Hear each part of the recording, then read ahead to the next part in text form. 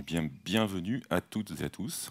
J'allais dire merci d'avoir fait cet effort à l'heure de la sieste, mais c'est aussi mon heure à moi. Donc je vais essayer de lutter moi aussi, évidemment.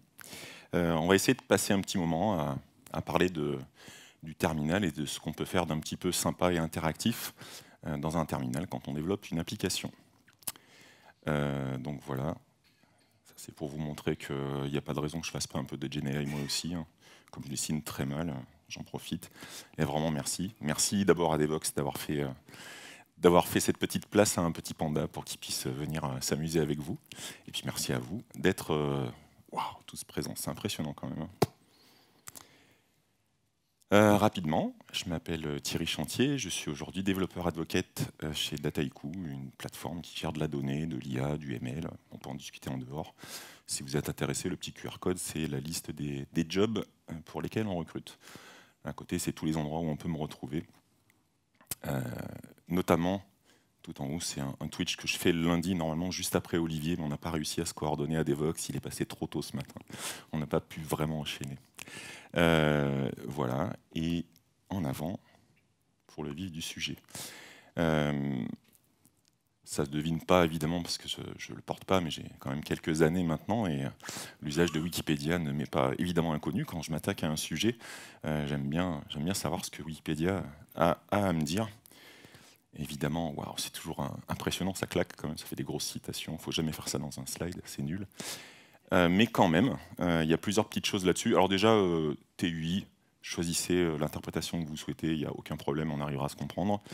J'ai tendance à dire Terminal User Interface, moi, mais tout va bien. Par contre, ce qui est intéressant, c'est de voir que ce qui est souligné là, c'est que c'est une application qui va vraiment chercher à occuper la totalité de votre terminal. Là, c'est indiqué écran, mais la réalité, c'est terminal, et ça a un sens différent aujourd'hui en 2025. Et ça permet d'aller le cran plus loin. Souvent, on a un début d'application qui est plutôt une CLI. Et pour aller un peu plus loin et avoir un peu d'interaction, on va passer à des interfaces de type TUI.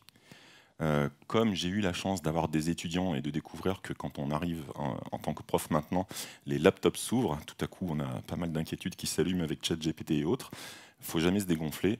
Et évidemment, on demande à ChatGPT son avis, et c'est pas déconnant.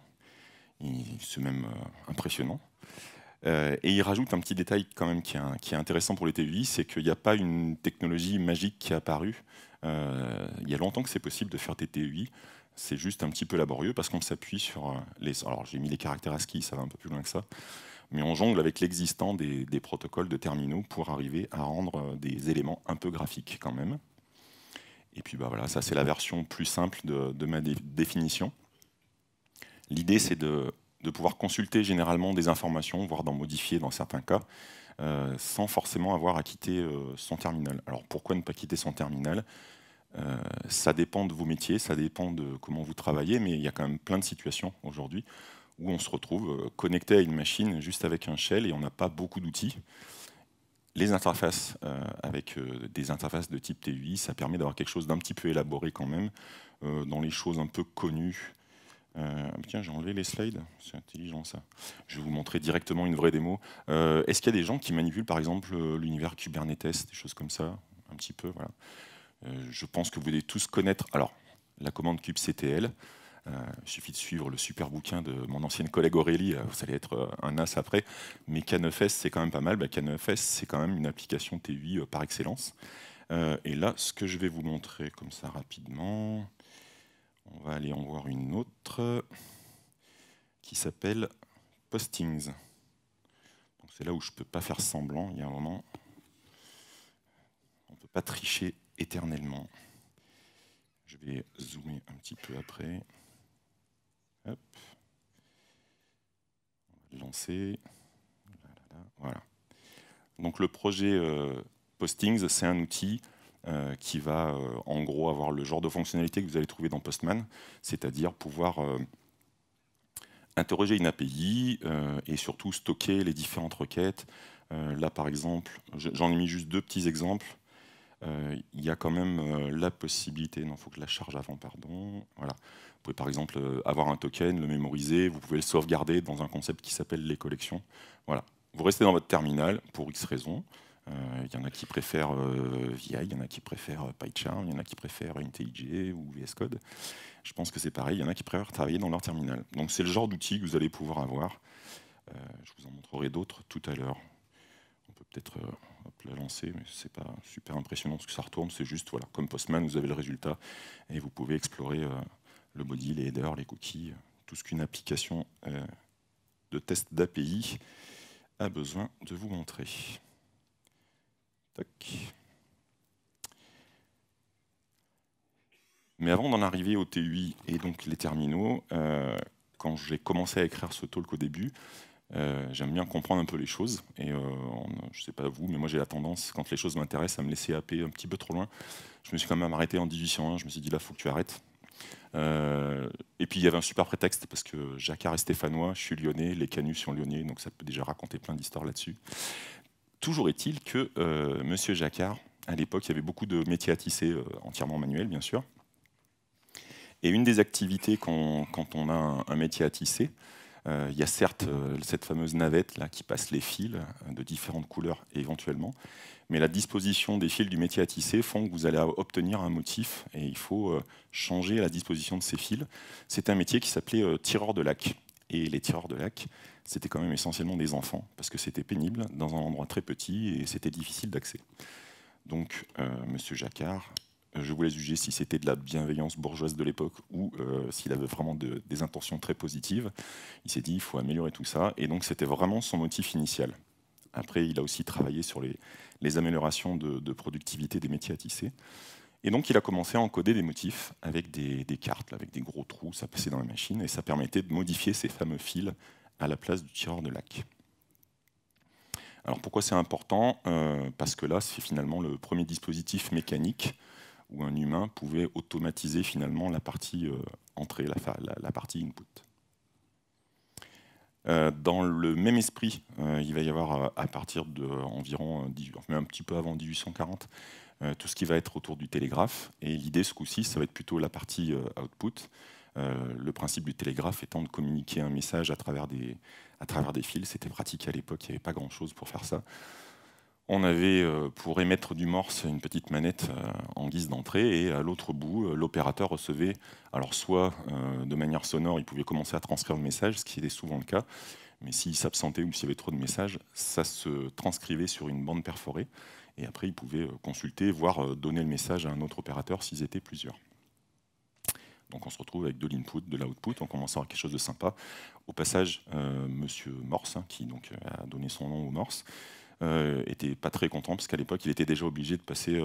il jugeait dans les journaux de l'époque, il faisait des communications en se plaignant qu'on cherchait à lui voler son invention et qu'il passait les 2/3 de son temps à défendre la paternité de ses inventions. Donc ça date pas d'aujourd'hui, ce genre de choses. Hop, on avance encore un petit peu dans le temps, et là, on commence à avoir un lien très direct avec les terminaux. 1890, c'est la date d'un des recensements des États-Unis, qui jusque-là faisait des recensements par enquête évidemment, et surtout très manuels. Et il fallait après récupérer tous les formulaires d'enquête qui avaient été menés au travers du pays. Et c'était compliqué en fait à stocker l'info, la pertinence de l'info. Donc ils avaient donné un cahier des charges. Et ce qui a émergé, donc au passage, c'est la naissance d'IBM. C'est à cette occasion que l'entreprise est créée. Enfin, ça aboutit à ce genre de choses. Remington aussi, si vous connaissez les machines à écrire. Enfin bref. Et dans le standard qui a émergé, il y a quand même des concepts qui sont arrivés jusqu'à nos jours. La fameuse carte avec 80 colonnes. Et il fallait trouver une méthode de retranscription entre l'écriture, le langage et cette méthode-là. Et c'est là où on a eu les premiers standards de représentation. ASCII est né à cette époque, ainsi que BCD et EBCDIC. Donc là, il faut avoir fait un petit peu du mainframe il y a quelques années pour savoir ce que ça veut dire. C'est juste un encodage de caractères. Là, on commence à tout relier, on commence à vraiment s'approcher de ce qui va devenir l'informatique finalement, avec le téléscripteur ou le télétype. Il faut savoir que le télétype était une marque, donc on ne pouvait pas utiliser normalement le mot comme ça. La petite abréviation TTY, si vous avez déjà joué avec les ports-séries d'une machine de type Unix, ça doit vous parler. Et pareil, on conserve ce système d'encodage et décodage, et ce coup-ci, on a carrément donc un clavier avec des lettres de l'alphabet, qui, au passage, vont donc permettre d'émettre un certain nombre de choses. Et l'output, on n'a pas encore un écran, c'est une imprimante. Vous allez avoir les retranscriptions du texte grâce à l'ASCII BCD, BCDIC qui commence à apparaître. Bon, là, on commence à arriver à quelque chose qui, voilà, ça commence à vous parler, j'imagine. Il y a DEC qui décide d'inventer ce qu'ils vont appeler le VT100. Le VT100, c'est l'étape après le téléscripteur. On dit, bah, maintenant, on sait faire des écrans. Zéro surprise. Toutes les coïncidences qu'on arrive jusque-là, l'écran, il fait 80 colonnes. Waouh! Ça devient donc de cette carte perforée. Et c'est donc le début où on, voilà, clavier, écran, relié à une machine distante. La période où il y avait les VT100, il y avait encore beaucoup de téléscripteurs. Le système de téléscripteurs a continué à fonctionner jusque dans les années 90 en France, par exemple. Ça a duré super longtemps. Il y avait encore des échanges qui étaient bizarrement devenus des échanges entre machines, mais comme ça fonctionnait bien, on n'y touchait pas. Ce qui est des fois une bonne décision en informatique. Et puis là, on commence à arriver à l'époque où on va quitter cet univers qui me plaisait tant, plein de terminaux. Mais en fait, il y avait des choses sympathiques. Je vous en ai mis quelques-unes. Je n'ai pas prétention à mettre un ordre ou une préférence particulière. Là, c'est l'arrivée des premières versions d'interface chez Apple. Vous avez mon chouchou de mon adolescence, le TOS. Et la partie GEM, qui était la partie graphique sur Atari. Il y avait la même chose côté Amiga. C'est là où il y a un foisonnement d'interfaces graphiques qui apparaissent. N'empêche, on continue à avoir des terminaux. Là, celui-là, vous le connaissez. Et puis, évidemment, la partie MS-DOS, on se dépêchait de désactiver tout ça pour aller vite bidouiller dans un terminal pour pouvoir lancer ses jeux. Dans les interfaces, moi, celle qui m'a beaucoup touché, c'est quand on est arrivé avec Ubuntu, il y a eu plein de choses qui ont convergé. J'avais déjà un peu des machines sous Linux, mais là, il y a eu les premiers efforts pour arriver à une partie desktop qui tenait la route. Encore un choix tout à fait personnel. Je kiffe la UX côté macOS.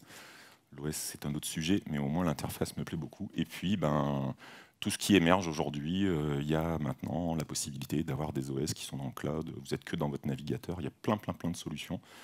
N'empêche, on en revient au début, il y a encore des opérateurs pour faire tourner tout ça qui vont lancer K9S ou des lignes de commande. Donc, le terminal n'a pas disparu, c'est juste on l'aperçoit peut-être un petit peu moins. Voilà. Ah bah si, ils sont là mes slides, vous voyez.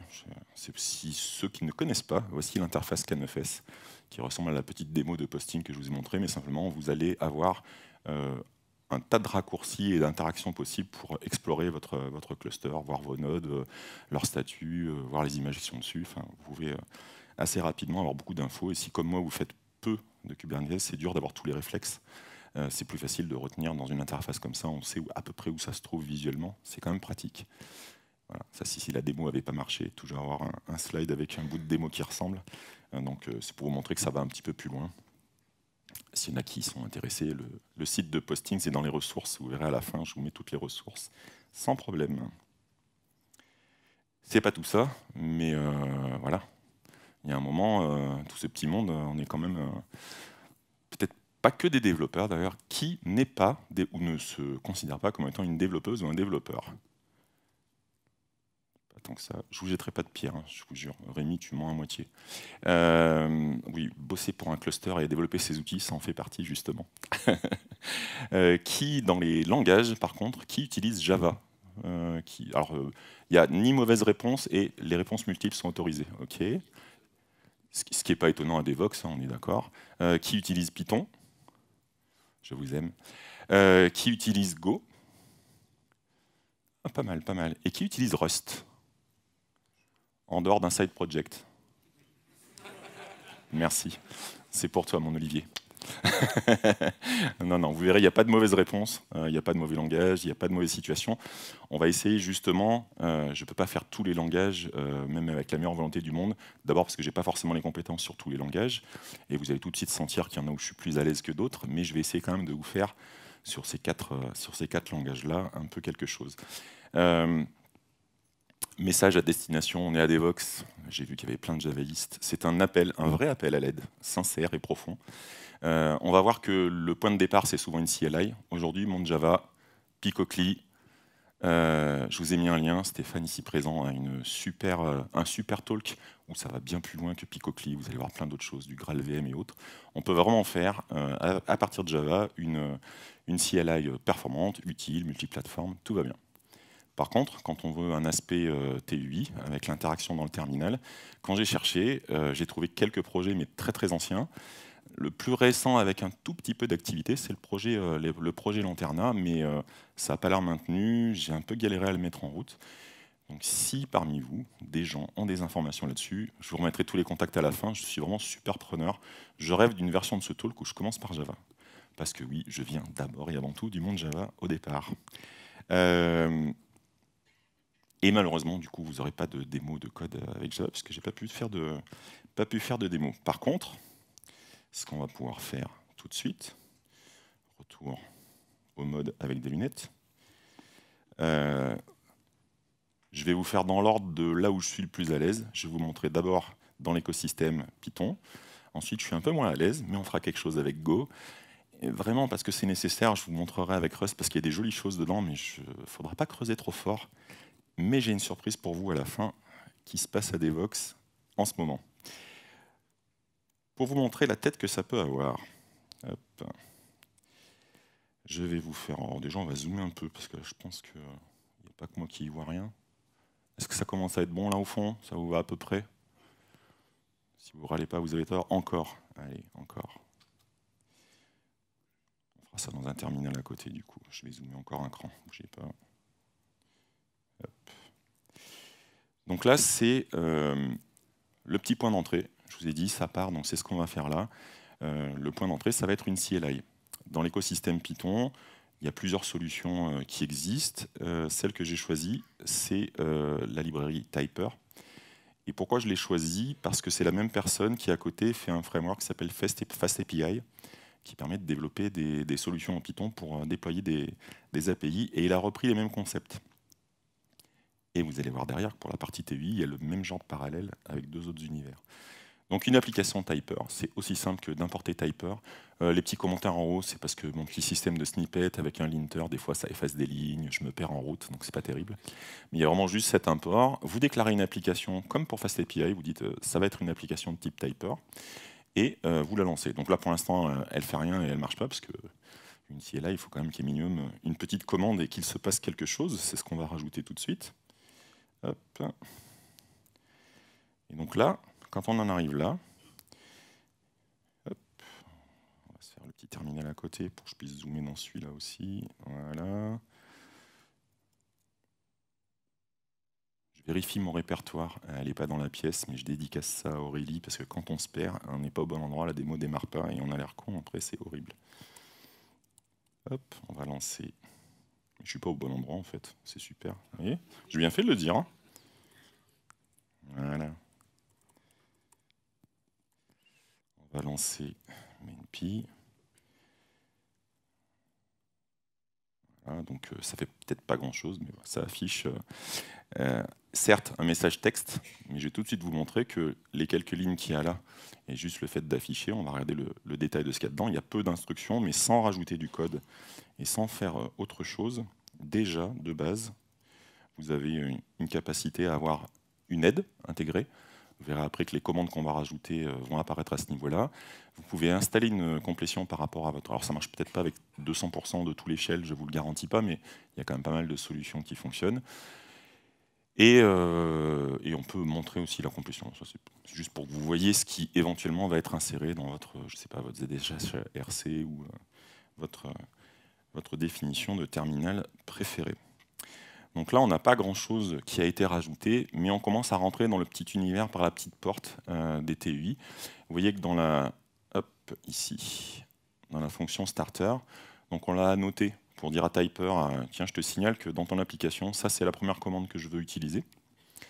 Et on va déclarer un objet console qui vient en fait de la librairie qu'on a rajoutée qui s'appelle Rich. Rich n'est pas là pour faire de la TUI en soi, c'est-à-dire qu'il n'y a pas d'interaction. Par contre, pour le rendu visuel, vous avez déjà les premières briques sympas. En déclarant l'objet console, vous avez toute une mécanique qui se met en place, qui a été écrite dans la librairie, pour justement avoir un petit rendu graphique déjà de certains éléments. Et même si ça ne se voit pas, bon, ben, on a un console print, bon, c'est pas fabuleux, mais on a déjà mis un pied dans l'univers qu'on cherche à atteindre. Hop, si je lui rajoute là quelque chose qui commence à aller un peu plus loin, donc c'est là où il faut que j'enlève mon petit commentaire en haut tac, que ça soit pas trop vilain. Voilà, donc je lui rajoute, je vais vous montrer tout de suite le code qui va avec. C'est là où il y a la petite mise en forme, c'est là où on utilise la librairie Rich pour rendre une table dans un terminal. Vous verrez quand on arrive au moment interactif, cette table elle a déjà plein d'éléments, elle peut avoir éventuellement des petits ascenseurs si votre terminal est trop petit, donc c'est déjà sans rajouter trop de code. Mais à part récupérer cette fameuse table, on fait rien d'extraordinaire. Je vous montre comment elle se compose. Ici, je vais chercher. Donc là, c'est une application qui va aller piocher. J'ai une petite instance de. Je travaille pour Dataiku. On a un produit qui tourne, il y a une API. Ça va juste chercher la liste des utilisateurs. Et quand je dis que ça va chercher la liste des utilisateurs, c'est aussi simple que ça. Voilà. Il y a un SDK. On lui dit qu'on veut interroger tel host, en l'occurrence mon localhost. J'ai une API key dessus. Je récupère ma liste d'utilisateurs et je la retourne. Une fois qu'elle est retournée, on a une liste en fait. Et ici, on va construire la table qui va contenir cette liste d'utilisateurs. Et là, la personne qui a créé, qui est Will McGagan, qui a créé la librairie Rich, et derrière celle que je vais vous montrer qui s'appelle Textual pour la partie TUI, c'est un développeur qui a fait beaucoup de front, qui vient de l'univers web à la base. Et il a essayé au maximum en se disant que les gens sont habitués aujourd'hui. On va attirer cette population de développeurs dans le monde de la CLI et du terminal. Il faut qu'ils soient à peu près à l'aise avec des choses qu'ils ont un peu déjà vues. Donc on va juste déclarer une table, on lui donne un titre, on lui donne des colonnes. Si vous regardez sur le côté, on a des éléments qui ressemblent quand même beaucoup à du CSS. C'est parce qu'ils s'en inspirent. Et puis, une fois qu'on a déclaré ces fameuses colonnes, on va juste parcourir cette fameuse liste d'utilisateurs qu'on a déjà pour créer les différentes lignes qui correspondent à tout ça. Donc, je vous montre un petit peu ce que ça donne. Il va y avoir deux différences. Si je lance LED ce coup-ci, j'ai mes deux commandes. La commande qui a affiché le petit message, c'est la commande starter qu'on avait déjà annotée. Là, j'en ai annoté une deuxième qui s'appelle user. Si j'appelle cette commande user, hop, voilà, c'est ce genre de rendu. En sachant que le rendu va être dépendant de votre terminal.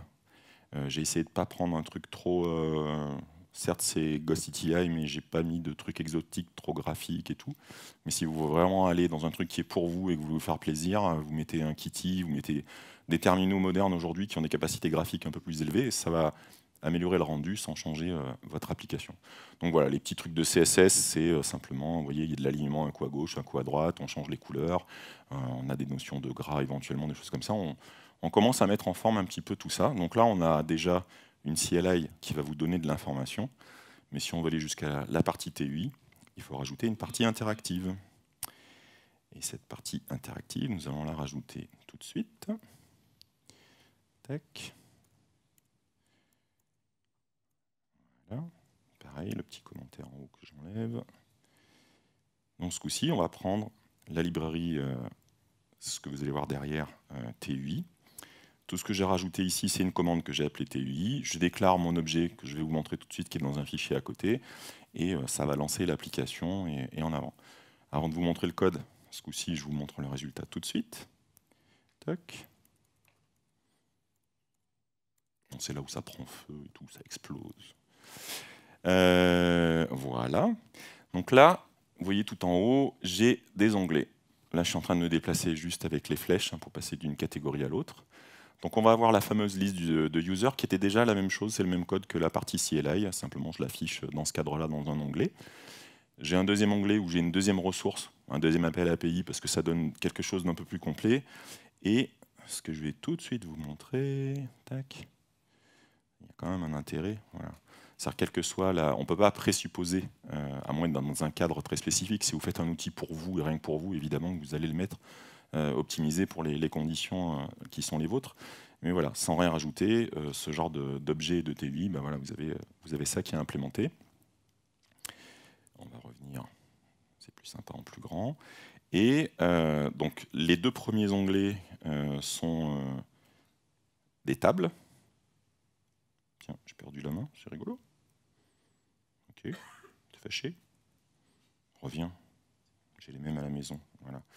Ce que je voulais vous montrer d'intégrer, on l'aperçoit un petit peu en dessous, il y a, et ça je peux peut-être pas trop le zoomer, il y a des bindings spécifiques qui peuvent avoir une action dans votre application. Je vais vous montrer le code qui va avec. Et par défaut, j'ai un binding qui ressemble un peu au binding qu'on a quand on ouvre la palette dans VS Code. Pareil, un CTRL-P. Et par défaut, j'ai déjà des actions dans le côté TUI. Alors le kit application, vous avez aussi un raccourci direct évidemment, mais vous pouvez le faire par là. Il donne la possibilité de récupérer tout de suite un screenshot de votre application. Bon, pourquoi pas, c'est gratuit, allons-y. Et voilà, quand je dis changer le thème, on peut aller, je sais pas, prendre un Dracula. Voilà. Donc ça change, c'est le même code. C'est pour ça que je vous dis qu'il y a vraiment beaucoup de similitudes avec l'univers web. Vous avez juste changé quelque part votre CSS qui est derrière. Votre usage étant le même, ça s'adapte. Il n'y a pas de souci. Et puis voilà, c'est pas très impressionnant, mais voilà, je peux passer normalement d'un onglet à l'autre, juste avec les raccourcis U, P, T que j'ai définis en même temps. Je vais vous montrer le code qui va avec. On est quand même un petit peu là pour ça. Donc on dit que j'ai défini cet objet là qui va représenter mon application. C'est un peu la même chose que pour tout à l'heure. Donc là, j'utilise la première couche de typer pour choisir la commande que je vais lancer. Quand j'arrive dans ce contexte-là, de la même façon que ça ressemble à un FastAPI ou d'autres frameworks qui lancent des applications comme ça, vous définissez une classe, vous avez une méthode run et en avant. Donc là, c'est exactement ce qui se passe à l'intérieur. On va prendre la classe de base app qui vient de textual, et c'est de là que vous allez définir tous les éléments dont vous avez besoin. Donc la première chose que vous définissez, c'est les bindings que je vous ai mis au tout début. Donc vous indiquez juste les lettres, vous lui dites que vous avez une application avec des onglets, vous allez lui dire sur telle touche, c'est tel onglet, c'est genre de commande. Il y a toute une nomenclature à respecter suivant comment vous voulez interagir avec l'application. On peut avoir des raccourcis pour beaucoup de choses. Vous avez, de manière assez similaire finalement à pas mal d'applications web, des actions qui vont se produire au moment où vous chargez l'application. Là, c'est à des fins de démo.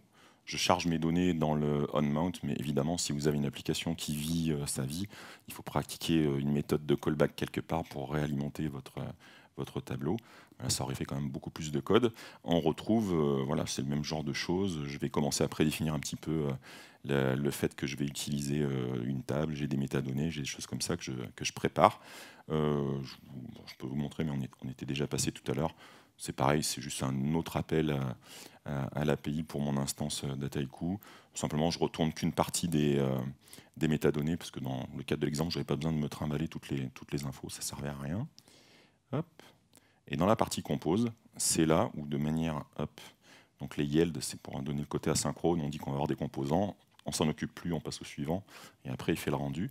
Donc vous avez comme ça des éléments prédéfinis qui vont vous aider à construire une application dans un terminal. Donc vous allez avoir des listes, des tables, vous allez avoir là des onglets, vous avez un footer, vous avez tous les éléments que vous pouvez imaginer dans ce qui devrait être le design d'une application. On est d'accord, ça reste quand même relativement simple, ça reste un terminal, hein, faut pas, vous n'allez pas avoir des interactions graphiques extraordinaires non plus, il y a des limites. Voilà. Et vous avez toute la mécanique qui permet de switcher de table, et c'est là que vous allez pouvoir éventuellement l'élément qui est ici, je ne vais peut-être pas montrer, c'était peut-être pas évident, c'est une data table au lieu de faire juste une table. C'est dans ce genre d'éléments qu'on va pouvoir implémenter les callbacks. On lui dit que c'est une table, mais on lui définit un modèle associé. On va voir ça tout de suite. D'ailleurs, le concept sera le même dans ce qu'on va voir dans la partie Go. Voilà. La seule différence, c'est que ici, voilà, je peux naviguer dedans. Donc, il y a différentes choses. Ici, je peux implémenter, j'appuie sur la touche entrée, je peux commencer à éditer. C'est comme ça que vous allez pouvoir manipuler ce genre de choses. C'est un petit peu plus avancé déjà, mais ça fait beaucoup plus de code, pas tellement de concepts supplémentaires finalement à l'arrivée. Voilà, on est pas mal. Je vais vous faire quand même la petite démo, qui est ma démo d'origine aussi, avec ces TUI. Hop. De la même manière, ça parlera peut-être à plus de monde d'ailleurs. J'avais fait une petite application qui se base sur... Non, il faut que je mette le tiré-tiré-l pour vous montrer. Voilà. Qui se base sur les API pour interroger, là en l'occurrence c'est gitlab.com, mais ça peut être votre instance. Dans GitLab, moi j'ai longtemps utilisé le fait que les issues peuvent être aussi des to-do, quand elles vous sont affectées, tout ça. Il y a une API qui permet de récupérer les to-do dans l'utilisateur et autres. Et c'est ce que j'utilise là. Alors il y a la liste des projets, la liste des to-do, il y a un tas de fonctionnalités. Si je vous montre la partie TUI, c'est la même idée. J'ai construit une CLI qui d'abord récupérait mes projets, puis récupérait mes to-do. Quand j'ai eu fini, j'ai dit je veux en faire une une TUI plus complète, et on va retrouver les mêmes choses, voilà, une table, c'est le même genre d'information. Donc voilà, tout ce qui va avoir finalement une API assez facile d'accès, si vous voulez synthétiser, avoir rapidement un coup d'œil dans votre terminal, ça peut être plein de choses, ça peut être, je sais pas, un calendrier, ça peut être, il y a de très jolies applications qui vont interroger votre calendrier par exemple, qui vous font une synthèse de tout ce qui arrive dans la journée, ça peut être sympa dans certains cas, si vous voulez pas faire des allers-retours entre votre terminal et d'autres outils. Donc ça, c'était la partie Python. Je vous ferai le résumé, les liens, tout ça de ce qu'on a utilisé juste après. Je vous referai un petit tour de slide. Si on rentre dans l'univers Go, je peux vous montrer tout de suite deux choses. Et puis on rentre dans le code dans la foulée. Hop. Voilà.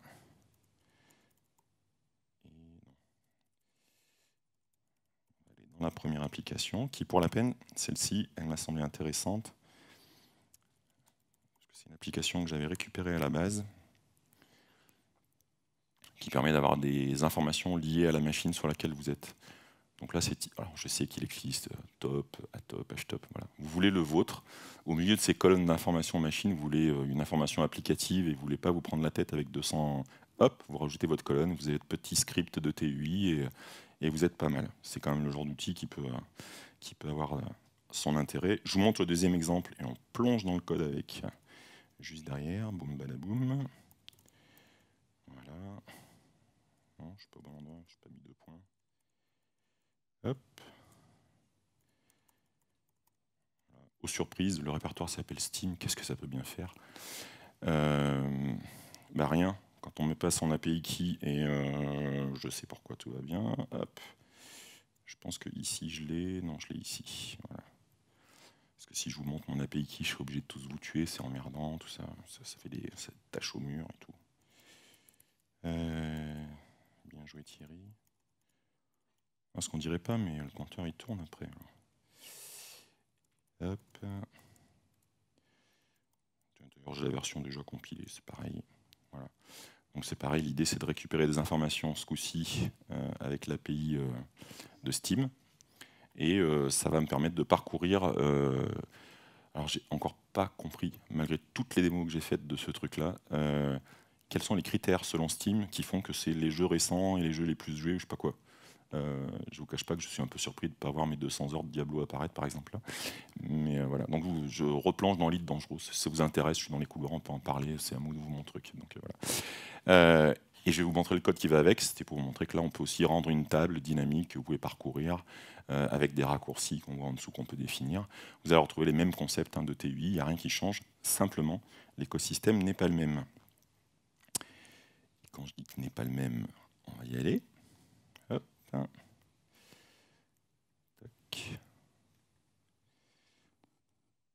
Peut-être encore un peu réduire. Hop. Je pense que normalement j'ai gardé la même taille, donc ça va. Ceux qui avaient du mal au fond, ça va encore à peu près. Je vois personne qui s'est endormi, donc ça ne doit pas être trop difficile à lire, tout va bien. Ici, ça n'apparaît pas là. Il faut que je vous montre la partie TUI, puisque c'est ça qui est quand même intéressant. J'ai utilisé essentiellement des frameworks qui viennent de CharmSH, qui a plusieurs outils disponibles, plusieurs librairies disponibles. Il y en a une qui ressemble un peu à Rich, parce que son intérêt, c'est d'apporter un petit peu de styling dans votre terminal. Vous avez BubbleTea, alors c'est LibGloss qui permet de faire ce genre de choses. Vous avez BubbleTea qui va être l'outil qui permet de gérer une TUI. Et le choix qui a été fait, à contrario de Textual, qui incorpore les éléments et les composants dans la librairie Textual, ici, toujours sur la gouvernance de Charm, il va y avoir des composants qui vont être ajoutés repo par repo, dépendance par dépendance, suivant que vous ramenez peut-être moins de choses d'un coup, comme ça vous avez juste les éléments dont vous avez besoin. Donc là, j'ai pris l'élément qui correspond à une table, je l'ai rajouté. Il y a des éléments de base dans BubbleTea, mais il n'y avait pas la table. Donc je l'ai rajouté. Ici, on a dès le départ ce que j'ai évoqué tout à l'heure. On définit ce qui va être finalement le modèle dans lequel vous allez mettre les données qui vont être affichées ensuite dans la table. Mais vous allez retrouver exactement le même genre d'éléments. Je lui dis que je vais avoir des différentes commandes à exécuter. Donc c'est la partie T, c'est ma variable T qui va représenter l'application. On voit les raccourcis pour quitter, ce genre de choses. Et dans la partie qui nous intéresse, c'est pareil, on va construire au moment du start de l'application. On va construire ce qui va correspondre aux colonnes, on va construire ce qui va correspondre aux différentes lignes. Ici, c'est des choses que j'ai en helper à côté qui font appel à l'API REST, qui le wrap, qui interprète le JSON pour qu'on ait une liste propre de choses à afficher. Et derrière, on balance. Alors, ici, on a déjà un peu moins d'outils, on a moins cette approche de reproduire les concepts du CSS directement. C'est pas très grave, il y a longtemps qu'on sait faire des choses un peu avancées avec un sprintf, on peut déjà avancer pour faire de la mise en page. Et voilà notre élément comme tout à l'heure, notre table, elle a un header. Ici, on rajoute le fait que dans le modèle qui contient les données, il y a une petite métadonnée qui va dire où se trouve l'élément sélectionné. Donc vous allez pouvoir visuellement jouer là-dessus pour le mettre en avant. Et vous avez tous les outils et après vous lancez l'application. Le modèle et la table, la partie modèle et la partie visuelle interagissent et vous avez votre TUI complète. Voilà. Pour info, le projet à côté, c'est exactement la même chose. Hein. Vous allez avoir... hop, c'est pas moi qui l'ai écrit, mais c'est la même idée.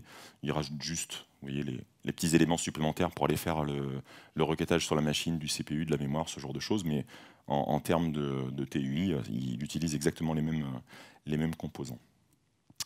Donc ça, c'était la partie Go. Et là, je vous demande d'être extrêmement indulgent avec moi, bien sûr. On va pas se mentir, je fais jamais du Rust. Je fais des démos en Rust, ça m'arrive, ça m'intéresse, mais c'est pas l'endroit où vous allez me voir briller dans le noir. Hop. Vous allez retrouver les mêmes genres de concepts, mais donc tous ceux qui font du Rust peuvent me corriger sans aucun souci sur tout ce que je vais dire à partir de maintenant. Mais j'ai trouvé que les frameworks de TUI pour Rust étaient à la fois les plus capables en termes de layouting, c'était les plus puissants, l'expressivité autour du layouting est géniale, et en même temps, c'est là où c'est le moins intégré. C'est pas le tout en un. Vous allez vraiment avoir des librairies très très individuelles. On a vraiment ce qui va permettre d'interagir avec le terminal, c'est une librairie à part, et on lui passe ça pour dire à ce qui était normalement la partie TUI, que je m'attendais à être celle qui allait gérer ça. Non, tu vas te baser là-dessus pour pouvoir interagir avec le terminal. Pour la gestion des couleurs, c'est ça. Pour la gestion donc il y a plein de petits éléments qu'il faut connaître et qu'il faut savoir assembler. Ça m'a semblé être un peu une philosophie de l'écosystème Rust où on fait des choses plus petites, mais au moins on fait que ça et on le fait bien. Donc ça peut être aussi une approche intéressante. Et si vous êtes dans l'écosystème Rust, ça vous est déjà, je pense, familier. Donc le petit truc que j'aime bien, moi, ça n'a rien à voir avec la technique. Hein. C'est le framework qui s'appelle Ratatouille. Ok, ça s'écrit Ratatouille, moi je dis Ratatouille, c'est trop joli. De toute façon, ils en jouent, ils ont un rat sur le site web, donc moi j'ai le droit, il n'y a pas de souci. Vous avez, alors ça c'est la partie sérialisation, désérialisation de l'API qui est utilisée. Voilà. On fait juste un appel pour avoir une citation, on récupère le texte, on crée deux zones que vous allez voir juste en dessous. Je prépare un layout, c'est là où je vous dis que c'est quand même assez sympa, l'expressivité qu'il y a dessus. On peut déjà indiquer la direction dans laquelle le texte s'affiche, on peut lui mettre des contraintes de taille et de répartition entre différentes colonnes ou différentes lignes. Je trouve que c'est vraiment, là pour la peine, c'est la partie la plus agréable.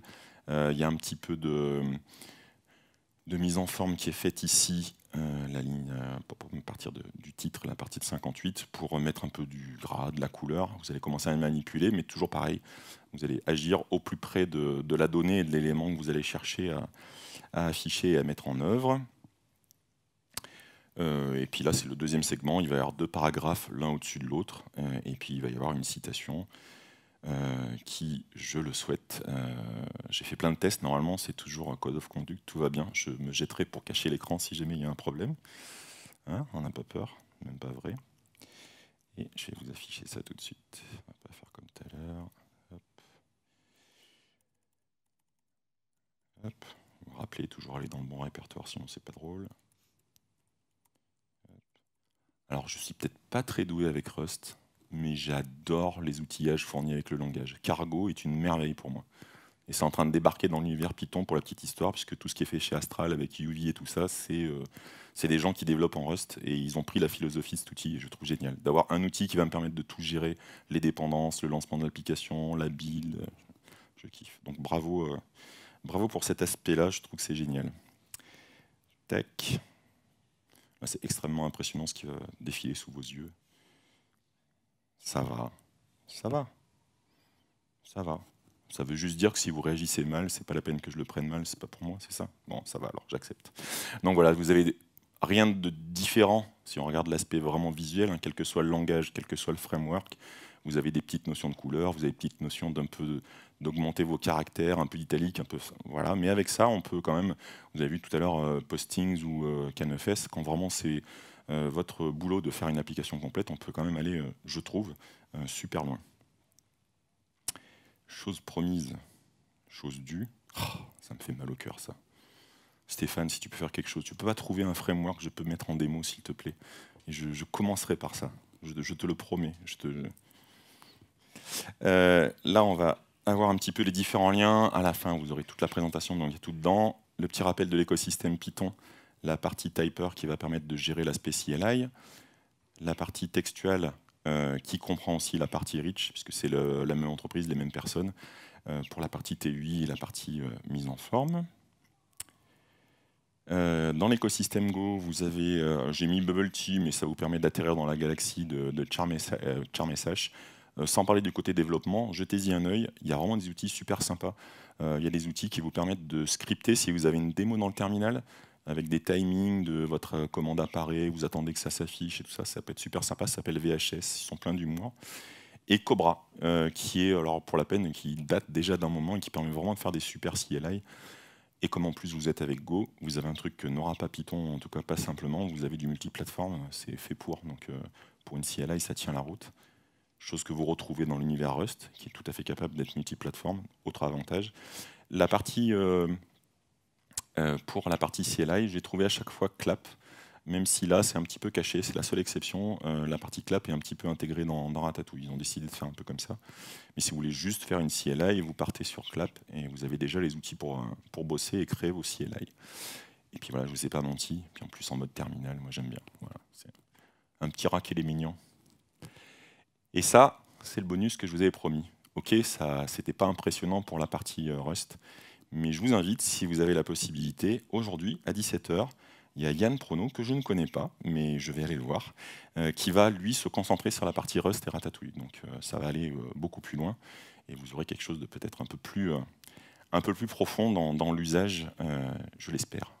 Je lui souhaite, et je vais aller le voir tout à l'heure, donc en EI 251. Ça, c'est si vous voulez voir un petit peu tout ce que j'ai fait là, c'est disponible dans un petit repository, donc vous pouvez y accéder. Pas de problème, je vais faire faites des photos. Je vous garantis que c'est la dernière page qu'il faut prendre parce qu'il y a tout dessus. Voilà, un immense merci encore une fois à Devoxx, à vous. N'hésitez pas à me mettre un petit feedback, comme ça je saurai si je suis passé complètement à côté de la plaque ou si ça a pu vous intéresser. Et les slides, ça c'est super important si vous voulez récupérer toutes les ressources. J'ai un tout petit peu de temps, je vous laisse défiler ça. Allez, 3 secondes, vous êtes prêts? Allez. Parce que maintenant, c'est les questions. On a 1 minute, je peux prendre 1 ou 2 questions. Merci.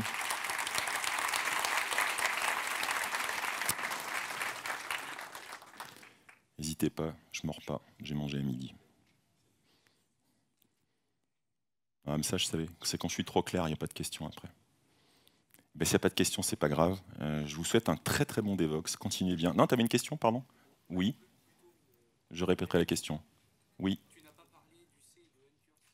Je n'ai pas parlé du C et de Ncurse, ce qui est entièrement vrai et qui est à l'origine des premières interfaces TUI. Voilà. Mais qui est toujours utilisé, mais que j'appellerais plus un framework comme Rich, comme LibGloss. C'est plus de la mise en forme qu'il n'y a pas d'interactivité en fait. Je te remercie. Bonne journée à vous et bon Devoxx.